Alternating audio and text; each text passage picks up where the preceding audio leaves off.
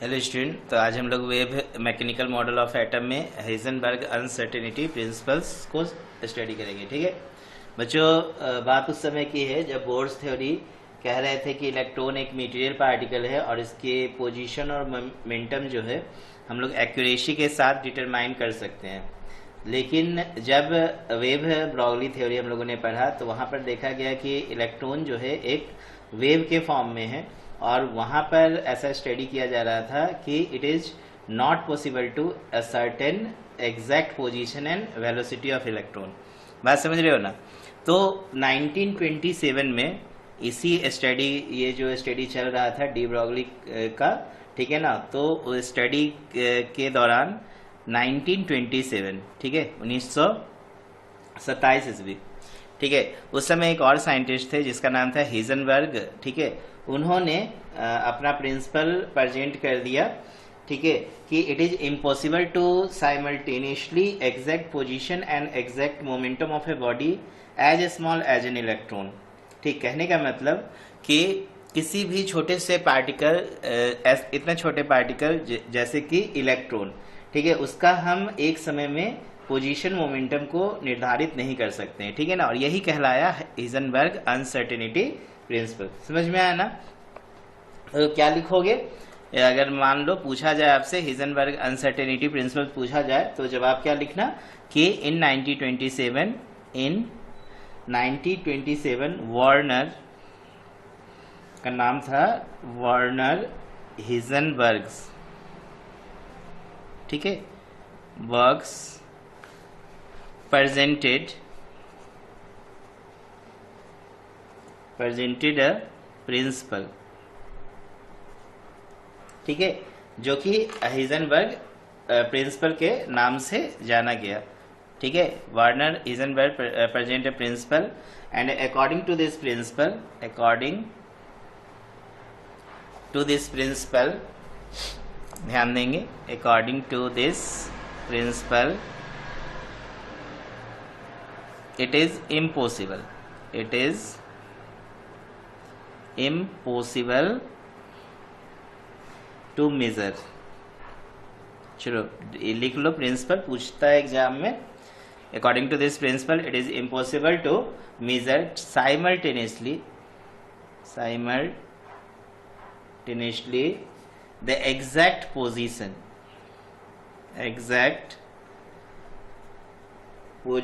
And exact momentum. ठीक है, exact momentum of a body as small as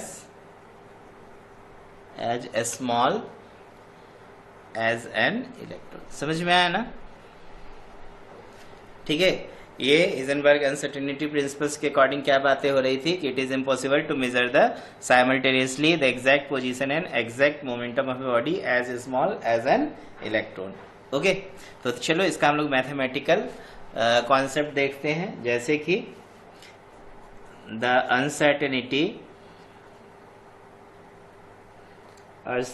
uncertainty of measurement of position को मान लो, हमने मान लिया डेल्टा एक्स। क्या मान लिया? Delta x. Uncertainty of measurement of position को क्या मान लिया? Delta x. And the uncertainty of measurement of momentum,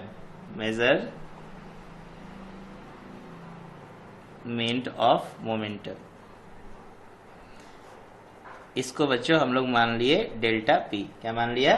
delta P बोलो, या इसको आप ये भी बोल सकते हो डेल्टा एम भी बोल सकते हो। ठीक है ना, क्योंकि पी जो होता है मोमेंटम होता है और मोमेंटम बराबर एम भी होता है। लीनियर मोमेंटम पी बराबर क्या होगा बच्चों?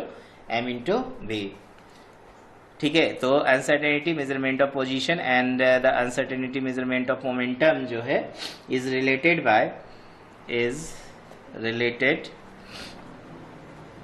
Bye Heisenberg. तो हाइजेनबर्ग कैसे बताया?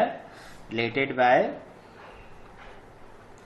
हाइजेनबर्ग। तो as delta x into delta P greater than equal to h/4 pi. उनका कॉन्सेप्ट क्या था कि uncertainty of measurement of position and uncertainty of measurement of momentum जो होगा बच्चों, उनका प्रोडक्ट जो होगा greater than equal to h upon 4 के बराबर होगा। बात समझ रहे हो ना। अब देखो इसको हम लोग ऐसे भी रिलेट कर सकते हैं कि डेल्टा x इंटू, अब देखो डेल्टा p को अभी हम लोगों ने लिखा था ना डेल्टा m इंटू वट v, तो greater than equal to h upon 4 हो जाएगा क्या। अब देखो यहाँ पर हम क्या करते हैं, मास को बाहर कर लेते हैं, मास को क्या करते हैं, बाहर करते हैं। तो देखो डेल्टा x इंटू मास को बाहर करेंगे तो डेल्टा v हो जाएगा greater than equal to h by क्या हो जाएगा 4 होगा। तो यहाँ पे देखो एक क्या रिलेशन निकल जाएगा, delta x into delta v, तो delta x into delta v जो निकल जाएगा h बट्टा ये m को नीचे भेज दोगे तो 4 m हो जाएगा। तो ये भी देखो एक रिलेशन निकल गया ना, किसके अनुसार, तो हिजनबर्ग अनसर्टेनिटी प्रिंसिपल के अकॉर्डिंग। क्लियर है ना। तो इसी रिलेशंस पे जो है बच्चों हम लोग सवाल बनाएंगे कि ये रिलेशन पे और एक ये रिलेशन पे। चलो अब हम सवाल बनाने से पहले कुछ इम्पोर्टेंट्स हम लोग कॉन्सेप्ट अभी सीखने वाले हैं हिजनबर्ग अनसर्टेनिटी प्रिंसिपल्स पर। तो देखो बच्चों इम्पोर्टेंट कॉन्सेप्ट नंबर 1 पे हम बात करते हैं कि सबसे पहले हम बात करेंगे कि इलेक्ट्रॉन के विषय में, जिसका मास जो है, mass of electron 9.1 into 10 to the power -28 gram होता है, -31 किलोग्राम होता है, और उसको हमने ग्राम में कन्वर्ट कर दिया तो 9.1 into 10 to the power -28 gram हो गया। ठीक है। अब हम इसका प्रोडक्ट ऑफ निकालेंगे uncertainty, that is delta x into delta v greater than equal to h by 4 m। ठीक है। क्या निकालेंगे, delta x into delta v बराबर equal to greater than h upon 4 m। तो देखो इसका क्या निकलेगा, क्वेश्चन कभी कभी पूछा भी जाता है कि इलेक्ट्रॉन का अनसर्टेनिटी प्रोडक्ट निकालो, तो डेल्टा x डेल्टा v का मैक्सिमम वैल्यू क्या होगा। बात समझ रहे हो ना। तो किस चीज के लिए इलेक्ट्रॉन्स का हम लोग निकाल रहे हैं, तो देखो कैसे फाइंड किया जाएगा delta x into delta v का प्रोडक्ट। तो h जो है बच्चों प्लैंक्स कांस्टेंट है, यहाँ पे मास जो है ग्राम में है, तो हम जो है CGS सिस्टम में h का वैल्यू कंसीडर करेंगे तो 6.624 इंटू 10 टू द पावर -27 मैंने ले लिया। ठीक है ना।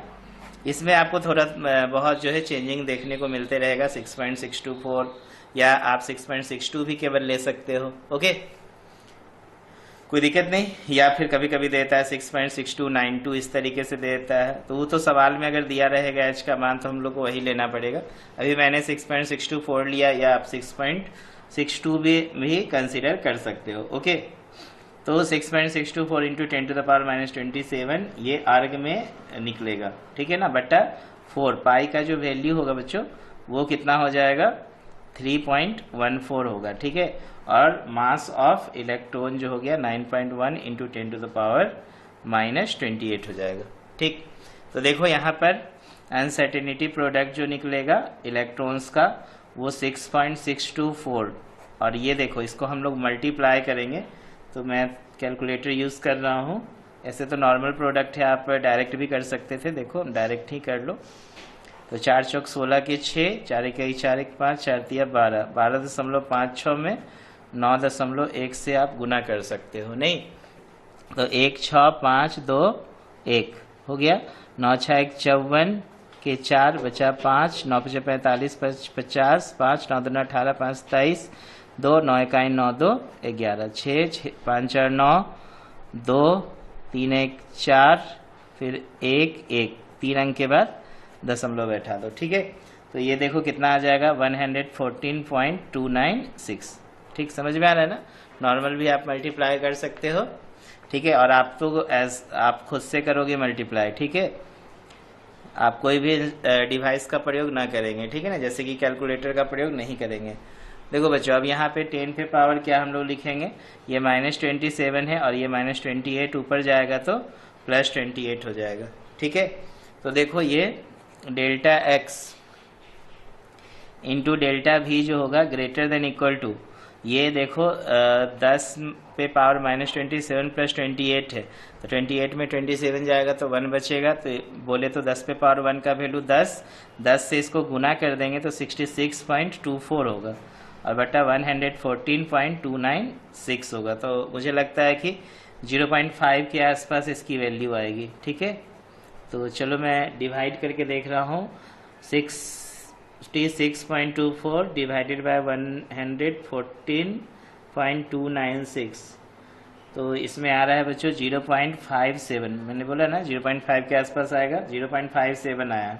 ठीक है, इसको हम लोग यूनिट यहाँ पे क्या दे देंगे, अर्ग दे देंगे, सेकेंड पर ग्राम दे देंगे। अर्ग सेकेंड हो गया ये, और मास का ऊपर चला गया, नहीं अर्ग सेकेंड हो जाएगा एच का, और मास का ऊपर चल गया तो पर ग्राम। ठीक है, पर ग्राम।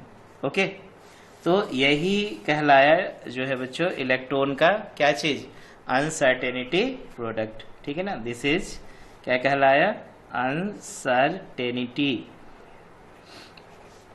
Product of electron. ठीक है, याद रहेगा ना। तो देखो कभी अगर एग्जाम में पूछा जाए इस तरह का सवाल तो हम लोग आराम से क्या कर सकते हैं, बना सकते हैं। ठीक है, अब यहीं पर ध्यान देंगे एक चीज और, कि यदि मान लो अनसर्टेनिटी इन पोजीशन यदि हम मान लेते हैं 0, ध्यान देना, वेन डेल्टा एक्स यहाँ पर यदि आप 0 मानोगे तो ये 0 में इधर डिवाइड होगा, तो किसी भी संख्या में 0 से डिवाइड होता है तो इनफाइनाइट हो जाता है, वो डिवाइड हो नहीं पाता है। ठीक है, तो इस स्थिति में डेल्टा भी क्या हो जाएगा, इन्फिनिटी हो जाएगा। ओके, और यदि डेल्टा भी आप 0 मानोगे, अनसर्टेनिटी इन वेलोसिटी 0 मानोगे, तो अनसर्टेनिटी इन पोजीशन जो हो जाएगा बच्चों वो इनफाइनाइट होगा। तो एकदम दिमाग में इस चीज को नोट रखेंगे। ठीक है ना, इस पर सवाल पूछे जाते हैं। ओके, कोई दिक्कत। अच्छा, फिर दूसरा पॉइंट्स नोट में याद रखेंगे, ध्यान दो। सेकेंड पॉइंट कह रहे हैं कि मान लो कि बिगर पार्टिकल है जिसका मास हम लोग कंसीडर कर सकते हैं। ठीक है, तो उस स्थिति में जो अनसर्टेनिटी जो प्रोडक्ट होता है बच्चों वो नेग्लिजिबल होता है। ठीक है ना, एकदम दिमाग में बैठा लो। ठीक है, तो इन केस ऑफ लिख सकते हो, in case of bigger particle, in case of bigger particle, जिसका मैं क्या बोल रहा हूं, हैविंग मास कंसिडरेबल। कंसिडरेबल का मतलब जिसको आप कंसिडर कर सकते हो। ठीक है, considerable mass, the value of uncertainty product is negligible. याद रखेंगे इस चीज को। ठीक है, प्रोडक्ट इज नेग्लिजिबल। ठीक है, याद रहेगा ना। And if the position is known quite accurately, तो डेल्टा एक्स बहुत स्मॉल हो जाएगा, और उस स्थिति में डेल्टा भी जो है बहुत लार्ज होगा। ठीक है ना। दूसरा स्थिति ऐसा भी होगा जब डेल्टा भी बहुत स्मॉल होगा, तो उस स्थिति में डेल्टा एक्स बहुत लार्ज हो जाएगा। ये सिचुएशंस होगा किसके साथ, बिग पार्टिकल, बड़े पार्टिकल्स के साथ होगा। ठीक है, तो याद रखोगे कि if in this case, in this situation क्या होगा कि delta x, if delta x is very small,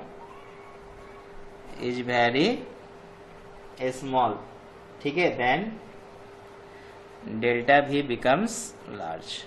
ठीक है, देखो वहां पे हम लोग ऊपर में क्या देख रहे थे, डेल्टा एक्स यदि 0 हो जाए तो डेल्टा भी इन्फिनिटिव हो जाए, बट यहाँ पे क्या देख रहे हैं कि यदि डेल्टा एक्स बहुत स्मॉल है तो उस परिस्थिति में डेल्टा भी जो होगा बहुत लार्ज हो जाएगा। यहाँ पे हम लोग वैल्यू डालेंगे ना, तो ये बहुत स्मॉल होगा, तो बहुत स्मॉल से अगर हम डिवाइड करेंगे तो क्या होगा, बहुत लार्ज वैल्यू मिलेगा डेल्टा भी का।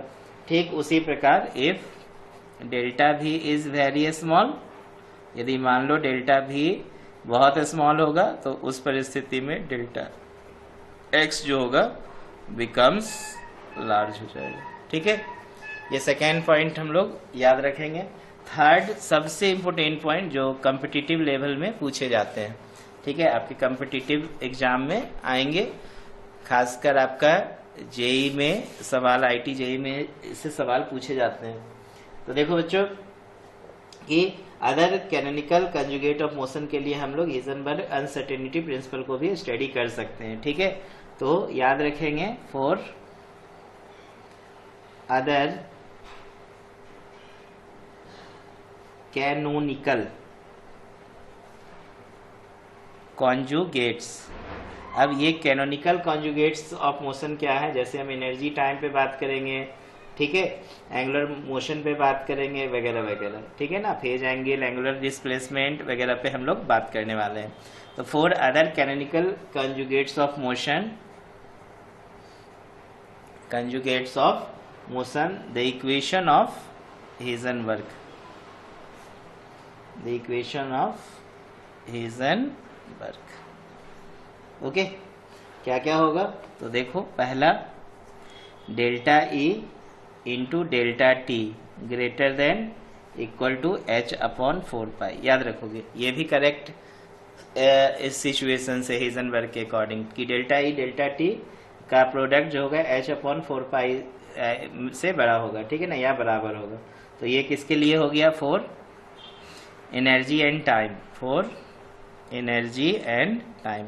अब आप समझ सकते हैं कि यहाँ पे डेल्टा ई को हम क्या कह रहे हैं, तो डेल्टा ई हो गया अनसर्टेनिटी इन एनर्जी। क्या बोला जा सकता है, अनसर्टेनिटी इन एनर्जी, ठीक है। तो अनसर्टेनिटी इन एनर्जी, और डेल्टा टी जो हो गया बच्चों अनसर्टेनिटी इन टाइम। तो uncertainty in energy and uncertainty in time का जो प्रोडक्ट होगा बच्चों वो greater than equal to H upon 4 pi होगा, और किसी पार्टिकल का ये एक साथ निर्धारण नहीं किया जा सकता, ठीक है। तो सेकेंड फिर हम लोग देख रहे हैं दूसरा पॉइंट्स हाइजेनबर्ग के अकॉर्डिंग कि delta phi into delta theta greater than equal to H upon 4 pi होगा। तो बच्चों ये जो सिचुएशंस बनाया गया delta phi into delta theta greater than equal to H upon 4 pi, Heisenberg के द्वारा बनाया गया सिचुएशन, ये एंगुलर मोशन के लिए बनाया गया। किसके लिए बनाया गया, एंगुलर मोशन। दो प्रकार के मोशन हम लोग स्टडी करते हैं पार्टिकल्स का, एक लीनियर मोशन और दूसरा एंगुलर मोशन, ठीक है। तो इसने क्या बताया कि डेल्टा फाई जो है अनसर्टेनिटी इन फेज एंगल है। क्या है, अनसर्टेनिटी इन फेज एंगल, समझ रहे हो ना, अनसर्टेनिटी इन फेज एंगल। और दूसरा डेल्टा थीटा के विषय में बताया अनसर्टेनिटी इन एंगुलर डिस्प्लेसमेंट, अनसर्टेनिटी इन एंगुलर डिस्प्लेसमेंट, एंगुलर डिस्प्लेसमेंट। तो बोला कि किसी मूविंग पार्टिकल का अनसर्टेनिटी इन फेज एंगल और अनसर्टेनिटी एंगुलर डिस्प्लेसमेंट एक समय पे आप निर्धारित नहीं कर सकते, और इन दोनों का जो प्रोडक्ट होगा वो भी greater than equal to H upon 4 pi होगा। तो ये सिचुएशंस को भी हमें याद रखना है। समझ में आ रहा है ना, क्लियर हो गया पूरा। अब हम लोग इस पर बेस्ड न्यूमेरिकल्स को समझते हैं कि क्वेश्चन जो है हाइजेनबर्ग पे किस तरीके से पूछा जाता है। तो देखो बच्चों, क्वेश्चन जैसे कि पहला सवाल लिख रहा हूं मैं कि if the uncertainty in position of a moving particle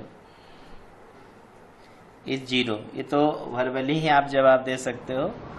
तो पूछ रहा है find out delta P, uncertainty इन हमसे मोमेंटम में पूछ रहा है। तो अभी जस्ट मैंने बताया था ना कि यदि डेल्टा एक्स 0 हो जाए तो उस स्थिति में डेल्टा पी क्या हो जाएगा, इन्फिनिटिव। यदि डेल्टा पी 0 हो जाए तो डेल्टा एक्स इन्फिनिटिव हो जाएगा। कैसे, तो delta x delta P greater than equal to H upon 4 pi, तो डेल्टा पी जो हो जाएगा greater than equal to H upon 4 pi into delta x. और बोल रहा है कि अनसर्टेनिटी इन पोजीशन क्या हो गया, मूविंग पार्टिकल का 0 हो गया। तो उस स्थिति में delta P greater than equal to H upon 4 pi into 0, और किसी भी संख्या के बट्टा में 0 का मतलब क्या हो गया, इन्फिनिटिव। समझ में आ रहा है ना, तो ये आंसर हो जाएगा। चलो सेकेंड न्यूमेरिकल्स देखो, सेकेंड बढ़िया सवाल लेते हैं। क्वेश्चन 2 कह रहा है कि if uncertainty in position, uncertainty in position of an electron, ठीक है, is same as the delta x of He atom, ठीक है।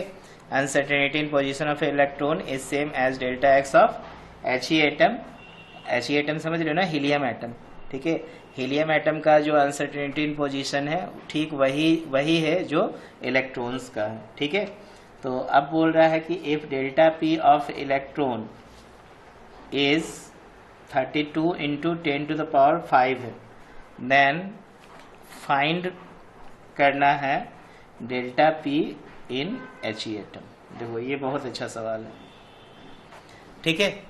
सवाल समझ में आया। Uncertainty in position of electron बोल रहा है, सेम है uncertainty in position of helium atom, और अनसर्टेनिटी इन मोमेंटम दे दिया है इलेक्ट्रॉन का, और हमसे अनसर्टेनिटी इन मोमेंटम पूछ रहा है हीलियम एटम का। बात समझ रहे हो ना। तो क्या करोगे, देखो यहाँ पे जो जो डेटा दिया है इसको लिखो। डेल्टा एक्स ऑफ इलेक्ट्रॉन्स क्या दिया है, बराबर delta x of He atom. तो आप इसको इक्वेशन क्या मान लो, फर्स्ट मान लो, ठीक है। और दूसरा देखो कंडीशंस क्या दिया है कि डेल्टा पी ऑफ इलेक्ट्रॉन्स ये हमें दे दिया है 32 इंटू 10 टू द पावर 5। तो हमसे पूछ रहा है क्या चीज, डेल्टा पी। हमसे पूछ क्या रहा है, डेल्टा पी ऑफ किसका, हीलियम एटम का। डेल्टा पी पूछ रहा है हीलियम एटम बराबर कितना, 40। अब देखो हम यहाँ पर क्या करेंगे, इलेक्ट्रॉन और हीलियम एटम के लिए फार्मूला लगा देंगे हाइजेनबर्ग का, और दोनों को एक दूसरे से डिवाइड करेंगे तो ये वैल्यू आराम से निकल जाएगा। तो देखो डेल्टा एक्स ई इंटू डेल्टा पी ई greater than equal to H upon कितना, 4 पाई, H अपॉन 4 पाई। इसको इक्वेशन क्या मान लो, थर्ड। और डेल्टा एक्स हीलियम एटम और into delta p helium atom, ये भी greater than equal to H upon 4 pi. इसको इक्वेशन क्या मान लो, थर्ड। अब आप क्या करो, इक्वेशन सेकेंड में डिवाइड कर दो, किससे, थर्ड से। तो देखो यहाँ पे क्या होगा, डेल्टा एक्स ई into delta P A divided by delta x H E into delta P H E. Okay, अब ये ग्रेटर देन इक्वल टू का कहानी गया, और ये बच गया यहाँ पर कितना, देखो इससे ये पूरा क्या हो जाएगा, कैंसिल आउट हो जाएगा। तो बचेगा कितना, 1 बचेगा, कोई दिक्कत नहीं। अब यहाँ पर एक चीज देखो और हम लोग काटेंगे, डेल्टा एक्स इलेक्ट्रॉन को और डेल्टा एक्स हीलियम एटम, ये दोनों को हम लोग काट देंगे फ्रॉम इक्वेशन, कहाँ से, फर्स्ट से। देखो हम लोगों ने फर्स्ट में ये चीज लिखा था कि डेल्टा एक्स इलेक्ट्रॉन बराबर डेल्टा एक्स हीलियम एटम, तो ये ऊपर नीचे क्या हो जाएगा, दोनों डेटा कैंसिल हो जाएगा। अब तो आराम से निकल गया। डेल्टा पी इलेक्ट्रॉन का देखो दिया है 32 इंटू 10 टू द पावर 5, और डेल्टा पी हमसे पूछ रहा है हीलियम एटम का, बराबर 1। तो इसको 1 से मल्टीप्लाई कर देंगे, तो डेल्टा पी हीलियम एटम का जो निकलेगा वो भी 32 इंटू 10 टू द पावर 5 होगा। क्लियर है, समझ में आ रहा है ना। तो इस तरीके से हम लोग सवाल को बनाएंगे। चलो थर्ड सवाल देखते हैं।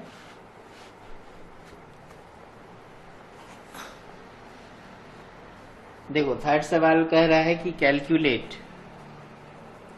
ये पिछला सवाल बहुत आसान था, उसको आप वर्बली भी बना सकते थे, ठीक है, उतना सॉल्व करने की जरूरत नहीं है, ठीक है। स्वाभाविक है डेल्टा एक्स अगर दोनों का बराबर है, ठीक है, तो डेल्टा पी भी उस सिचुएशंस में क्या होगा, इक्वल होगा। तो देखो कैलकुलेट अनसर्टेनिटी इन पोजीशन, यहाँ पे हमसे बोल रहा है calculate uncertainty in position of a particle when the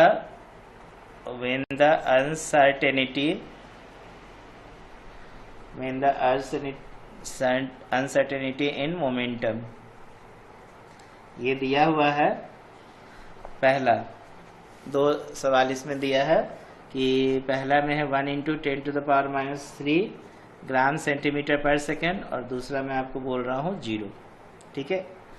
चलो कैलकुलेट करते हैं uncertainty in position of particle. Delta x हमें फाइंड करना है, तो अभी जस्ट आप फार्मूला देखिए, delta x delta P greater than equal to H upon 4 pi, तो बस वैल्यू डाल डाल के पुट करो। तो देखो व्हेन अनसर्टेनिटी इन मोमेंटम दिया है, तो डेल्टा पी पहला में दे दिया 1 into 10 to the power -3 gram centimetre पर सेकेंड, और डेल्टा एक्स हमसे पूछा, तो क्या लिखेंगे, चूंकि delta p into delta x greater than equal to H upon 4 pi, ठीक है, समझ में आ रहा है ना। तो यहाँ पे क्या करोगे, 1 into 10 to the power -3 into delta x greater than equal to H का वैल्यू आप डाल सकते हो 6.62 ही लेते हैं छोटा value, into 10 to the power -27 ले लेते हैं अर्ग सेकेंड में, किसमें आर्क सेकेंड में, बटा 4 इंटू पाई का वैल्यू ले लो 3.14, ठीक है। इसलिए डेल्टा एक्स आप आराम से फाइंड आउट कर सकते हो। तो देखो 6.62 इंटू 10⁻⁻27, ठीक है। अब तो कुछ नहीं आएगा, बटा 4 इंटू 3.14 इंटू 10⁻³ देखो नीचे आ जाएगा, ठीक है। अब आप इसको मल्टीप्लाई कर दो तो 6.62 बटा 4 चौक 16, 4 इकाई 4 1 5, 4 तिया 12, 12.56 आएगा। ये -27 प्लस कितना 3, समझ में आ रहा है ना। तो क्या करो, 27 में 3 घटेगा, आई मीन 3 में 27 घटेगा तो -24, तो 6.62 बटा 12.56 इंटू 10⁻⁻24। आप चाहो तो एक जीरो और इधर कैरी कर सकते हो, या फिर हम लोग डिवाइड कर सकते हैं 6.62 डिवाइडेड बाय 12.56। तो याद करो उस समय हम लोगों ने डिवाइड किया था 0.5 समथिंग आया था, लेकिन वहाँ पे हम लोगों ने 6.627 कंसिडर किया था। यहाँ पे क्या कंसिडर कर रहे हैं, 6.62 कंसिडर कर रहे हैं। तो 6.62 में 12.56 से मैं डिवाइड कर रहा हूँ, तो 6.62 divided by 12.56 is equal to आ रहा है 0.527 आ रहा है, ठीक है, इंटू 10⁻⁻24 सेंटीमीटर पोजीशन है। अब ये क्या आएगा, ग्रेटर देन इक्वल टू वाला कहानी है पूरा ये, ओके, समझ में आ रहा है ना। तो ये क्या होगा, आंसर होगा। अब दूसरा आप आराम से निकाल सकते हो, दूसरा में तो कोई दम ही नहीं है। क्यों दम नहीं है, क्योंकि अब की बार हमसे डेल्टा पी दे दिया है 0, इसका मतलब डेल्टा एक्स क्या हो जाएगा, इन्फिनिटी, ठीक है। क्लियर हुआ। चलो इसके बाद हम लोग एक और सवाल देख रहे हैं। अब एक मास वाला रिलेशन पे देखते हैं सवाल, ठीक है। ये क्वेश्चन नंबर 3 के बाद 4 हो जाएगा। देखो क्वेश्चन क्या कह रहा है कि the uncertainty in position and velocity of a particle are 10⁻⁻10 meter and 5.27 into 10⁻⁻24 metre पर सेकेंड रेस्पेक्टिवली, ठीक है। पोजीशन और वेलोसिटी दे दिया है, पोजीशन में दे दिया है 10⁻⁻10 मीटर। अनसर्टेनिटी इन पोजीशन का कॉन्सेप्ट है डेल्टा एक्स का मान, और अनसर्टेनिटी इन वेलोसिटी दे दिया है 5.27 इंटू 10⁻⁻24, ओके। तो हमसे बोल रहा है सवाल में कि calculate the mass of particle, अब की देखो यहाँ पर जो है ऐसा ही सिस्टम में काम होने वाला है, ठीक है ना। आप किसी जीएस सिस्टम में काम नहीं करेंगे, चूंकि मीटर पर सेकेंड और मीटर है। तो एच का जो मान हम लोग कंसिडर करेंगे 6.62 इंटू 10⁻34 जूल सेकेंड कंसिडर कर लेंगे, समझ रहे हो ना। चलो मैंने लिख भी दिया है, चलो अपने से वीडियो को पॉज करके कोशिश करो बनाने का, ठीक है। उसके बाद एक बार आंसर देखना। देखो डेल्टा एक्स क्या इतना दिया है, अनसर्टेनिटी इन पोजीशन दे दिया है 10⁻⁻10 मीटर, और डेल्टा पी जो दे दिया है 5.27 इंटू 10⁻⁻24। हमसे मास अब की पूछ रहा है और एच तो पता है। फिर से हम लोग फार्मूला लगाएंगे। देखो delta x into delta P, अच्छा ये क्या डेल्टा पी नहीं दिया है, सॉरी, ये तो डेल्टा भी है ना, वेलोसिटी में कॉन्सेप्ट दिया डेल्टा एक्स और डेल्टा भी। तो delta x into delta P greater than equal to H upon 4 pi. अब यहाँ पे देखो delta x into delta p, p को हम लोग क्या लिखेंगे, एम भी greater than equal to H upon 4 pi. M को आप बाहर कर सकते हो, तो डेल्टा एक्स एम डेल्टा भी अंदर ले लिए, greater than equal to H upon 4 pi हो जाएगा, ठीक है। अब की बार हमसे पूछा क्या है, मास पूछा है। तो मास कैसे निकलेगा, मास ग्रेटर देन इक्वल टू देखो H upon 4 pi into delta x into कितना होगा डेल्टा भी, समझ में आ रहा है ना। तो अब हम लोग क्या करेंगे, यहाँ पे सारा वैल्यू को पुट करेंगे, थोड़ा कैलकुलेशन होगा लॉन्ग, तो करना तो पड़ेगा। तो कैसे कैसे कैलकुलेशन करेंगे। अब चूंकि मास निकालना है तो मास ग्रेटर इक्वल टू नहीं हम लोग निकालते हैं, डायरेक्ट हम लोग मास का वैल्यू ले लेते हैं, ठीक है ना। इसलिए m बराबर तो h बट्टा 4 pi into delta x into कितना डेल्टा भी। अब चलो मास का मान रख दो, तो h हो गया 6.62 इंटू 10 टू द पावर -34। मास का मान रखने का नहीं, अभी वैल्यू निकलेगा, ये मान रखोगे वो मास का मान होगा, ठीक है। तो 4 इंटू 3.14 इंटू डेल्टा एक्स हो गया 10 पे पावर -10 और डेल्टा भी हो गया 5.27 इंटू 10 पे पावर -24। ठीक, तो चलो इसको तुम लोग खुद कैलकुलेट करो, इसको खुद कैलकुलेट करो। और इसका हम आंसर बता दे रहे हैं, ये क्वेश्चन मैंने पहले बनाया है, मुझे आंसर याद है, और ये क्वेश्चन का आंसर होगा 0.1 किलोग्राम। चलो कमेंट करना आपका आया कि नहीं, ठीक है। चलो इसके बाद हम लोग आते हैं क्वेश्चन नंबर 5 पर। देखो अच्छा सवाल लेंगे, ये लास्ट सवाल होगा, इसके बाद हम लोग नेक्स्ट क्लास में देखेंगे स्क्रोडिंजर वेव इक्वेशन, ठीक है। और इसके बाद ये कॉन्सेप्ट हम लोग का वेव मैकेनिकल मॉडल खत्म होगा, फिर हम लोग क्वांटम नंबर पे आ जाएंगे, ठीक। ये मॉडल तीन जो वेव मैकेनिकल मॉडल में 3 कॉन्सेप्ट कंप्लीट हो जाएगा, ठीक है। अभी तो वेव मैकेनिकल मॉडल का पूरा कॉन्सेप्ट ही स्टार्ट हुआ है, क्वांटम नंबर वगैरह पूरा चलेगा, डिटेल से नॉलेज। देखो नेक्स्ट क्वेश्चन देखते हैं कि calculate the uncertainty in velocity. Calculate the uncertainty in velocity of a cricket ball, ठीक है। if mass, इसका मास कंसिडरेबल दिख रहा है ना, 150 ग्राम। if the uncertainty in its position, बच्चों इसके पोजीशन में अनसर्टेनिटी का ऑर्डर दिया है, is of the order 1 angstrom, ठीक है।